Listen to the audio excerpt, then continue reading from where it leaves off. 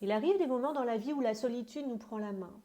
Au premier abord, elle peut nous sembler lourde, vide ou inconfortable. Mais en vérité, elle ouvre une porte précieuse, celle de la rencontre avec soi. Dans ce silence, nous apprenons à nous aimer, à prendre soin de nous, comme on le ferait avec un ami cher. Il est essentiel de comprendre la différence entre l'amour de soi et l'égoïsme. L'amour de soi, c'est se poser des limites saines, savoir dire oui ou non avec justesse, rester aligné à ce qui compte vraiment pour nous. L'égoïsme, lui, abuse, il construit des murs, il refuse l'autre et surtout, il n'accepte aucune remise en question ni critique. Là où l'amour de soi ouvre à la lucidité et à l'amélioration de soi, l'égoïsme se ferme et se défend, incapable de se transformer.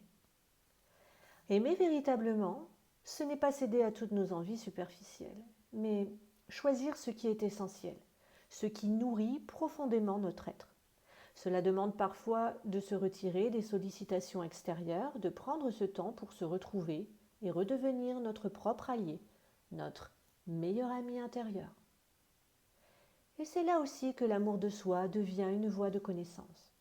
Prendre du temps pour nous, c'est apprendre à reconnaître nos vraies valeurs, celles qui nous appartiennent vraiment, et nous libérer des croyances ou conditionnements qui ne sont pas les nôtres.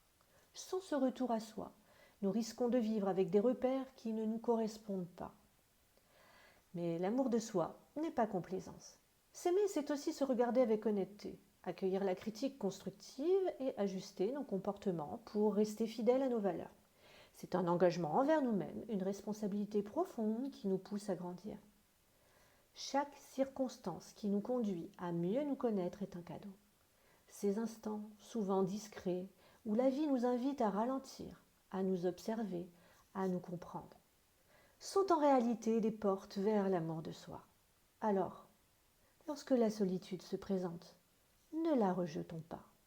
Accueillons-la comme une invitation à plonger en nous, à écouter notre vérité, à cultiver la présence à ce qui est vivant en nous.